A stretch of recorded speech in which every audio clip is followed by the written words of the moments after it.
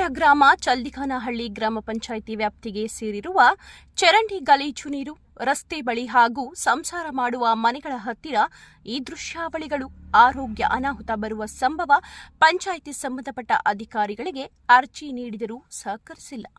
Panchayat PDO ಸಂಬಂಧಪಟ್ಟ nodal ಅಧಿಕಾರಿಗಳು ಗಮನ ಹರಿಸುವಲ್ಲಿ ವಿಳಂಬ ಹಾಗೂ ನಿರ್ಲಕ್ಷ್ಯ. ಈಗಾಗಲೇ ಸರ್ಕಾರದ ಆದೇಶ ಗ್ರಾಮ ಪಂಚಾಯಿತಿ ವ್ಯಾಪ್ತಿಯ ಎಲ್ಲ ಗ್ರಾಮಗಳ ಮೊದಲ ಆದ್ಯತೆ ಸ್ವಚ್ಛತೆ ಹಾಗೂ ಡ್ರೈನೇಜ್ ಕಾಲುವೆ ಚರಂಡಿ ಕ್ಲೀನಿಂಗ್ ಮಾಡಿ ಎಂಬುದಾಗಿ ಹೇಳಿದರೂ ಗಾಳಿಗೆ ಎತ್ತಿದೆ ಅಧಿಕಾರಿಗಳು.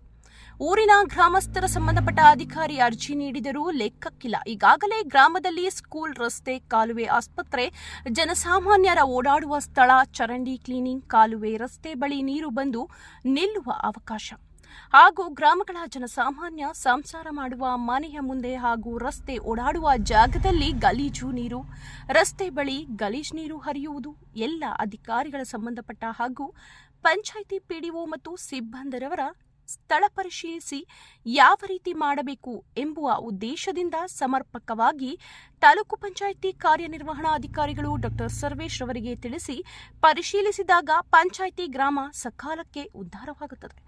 ಯಾವ ರೀತಿ ಇದೆ ಎಂಬುದು ಗ್ರಾಮದ ದೃಶ್ಯಾವಳಿಗಳು ನೋಡಿ ಈಗಲಾದರೂ ಪರಿಶೀಲಿಸಿ, ಇಲ್ಲದ ಪಕ್ಷದಲ್ಲಿ ಸಂಬಂಧಪಟ್ಟ ಕೋಲಾರ ಜಿಲ್ಲಾ ಪಂಚಾಯಿತಿ ಅಧಿಕಾರಿಗಳ ಗಮನಕ್ಕೆ ತರುವುದಾಗಿ ಊರಿನ ಜನಸಾಮಾನ್ಯರು ಹೇಳಿಕೆ ನೀಡಿದರು.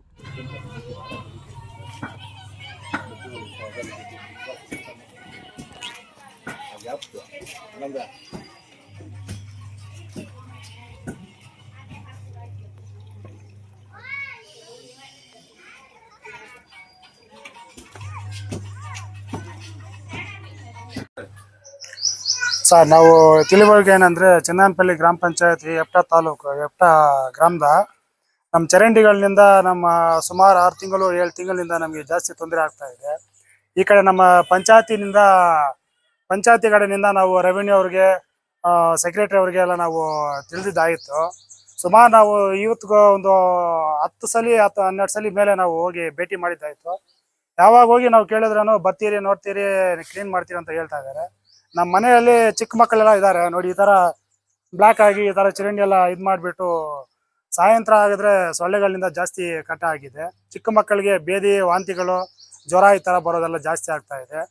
ನಮಗೆ ಸ್ಪಂದನೆ ಕೊಡೋಗೋಸ್ಕರ ನಾವು ನಮ್ಮ ಹೆಪ್ಟ ಗ್ರಾಮ ಮೆಂಬರ್ಸ್ನವ್ರನ್ನ ಭೇಟಿ ಮಾಡಿದ್ರೆ ಅವ್ರ ಹತ್ರ ತಗೊಂಡೋಗಿ ಮಾತು ನಿಗ್ತಾ ಇದ್ದಾರೆ.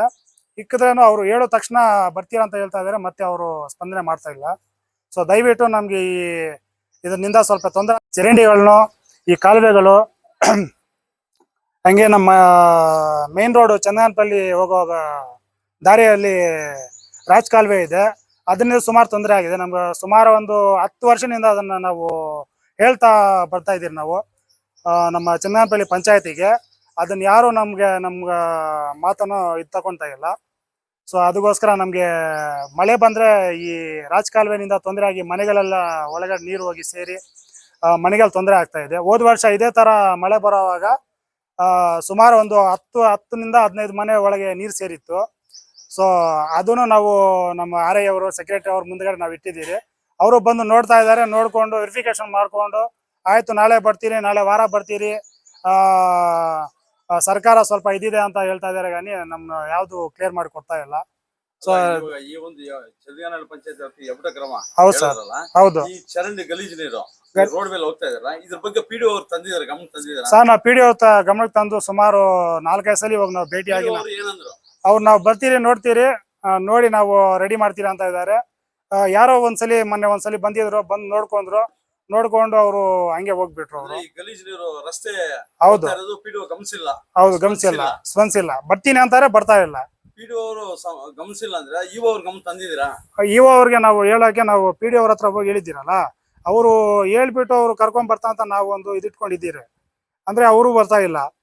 ನಮ್ಮ ಗ್ರಾಮ ಹೆಪ್ಟ ಗ್ರಾಮ ನಮ್ಮ ಅನಂತಣ್ಣ ಅವ್ರಿಗೆ ನಾವು ಹೇಳಿದ್ರೆ ಅವರು ಸುಮಾರು ಸಲ ಹೋಗಿ ಭೇಟಿ ಮಾಡಿ ಅವರು ಸುಮಾರು ಸಲ ಹೇಳ್ತಾ ಇದ್ದಾರೆ. ಆದ್ರೆ ಅವ್ರ ಗಮನಕ್ಕೆ ಬರ್ತಾ ಇಲ್ಲ. ಅವರು ಈ ತರ ಡಿಲೇ ಮಾಡ್ತಾ ಇದ್ದಾರೆ ಅಂದ್ರೆ ನಾವು ಕೋಲಾರ ನಮ್ಮ ಡಿಸ್ಟಿಕ್ ಹೋಗಿ ನಾವು ಇನ್ನು ಅವರ ಹತ್ರ ಹೋಗಿ ಭೇಟಿಯಾಗಿ ಅವ್ರಿಗೆ ನಾವು ಸೀದಾ ನಾವು ಪತ್ರ ಕೊಡ್ಬೇಕಂತ ನಾವು ಇದು ಮಾಡ್ತಾ ಇದ್ದೀವಿ ಸರ್.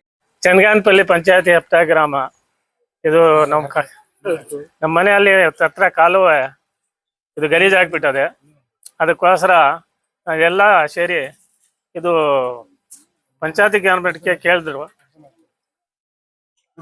हाँ पंचायत में बोले पंचायत में आगो कौन भी हमारे कानपुर वाले ने इसके वास्ते हमें हमारे जो इन्होंने उनको बोला उन्होंने आको बार बार बोलते थे पंचायत में जाको कौन की इसके ऊपर के ये डाल लेने इसके वास्ते अनंतप्पा को बोला कि भाई ऐसा है किस्सा बोल उन्होंने भी बार बार जाको बोलते थे और वो से आना देख ले को जाना कौन भी आको यहाँ करने का कौन भी क्या भी कर रही नहीं आ रही देख ले को जा रही होता है इसकी वजह से हमारे बच्चों को बहुत तकलीफ हो रही है बच्चे चलना फिरना करके हमारे बच्चों को बीमारी आ रही है और दूसरी बात क्या है कि तो शाम को ऐसा ढांसा है वो सब आको बच्चों को काट को बीमारियां ज्यादा होगी रास्ते में गलीजा की वजह से बच्चे भी कभी कभी गिर जाको इसके में आको पड़ जाती है उनको पानी डालना पड़ता है ऐसे सभी तकलीफें गुजरी इसके वास्ते सभी हमें अपील दे रही है कि पंचायत में बोल दे तो ऑफिसर है ना शाम को सुबह को बुला देता हूँ। हाँ पंचायत में जाको बोले तो आज सभा आती है आज सभा तक बोल रही है यहाँ का करस नहीं क्या भी नहीं है खाली यहाँ का देख लेती है जाते रहती है सर्च नहीं हाँ जवाब को नहीं हाँ जवाब भी दे रही नहीं क्या भी नहीं ऐसा करती का बोल रही नहीं क्या भी नहीं आना देख ले को जाना होता है हाँ हाँ आती फोटो भी पकड़ ले सब ये कर रही है यहाँ का को कौन भी हम ना ये करतू भाई कर रही भी नहीं ये हो रहे भी नहीं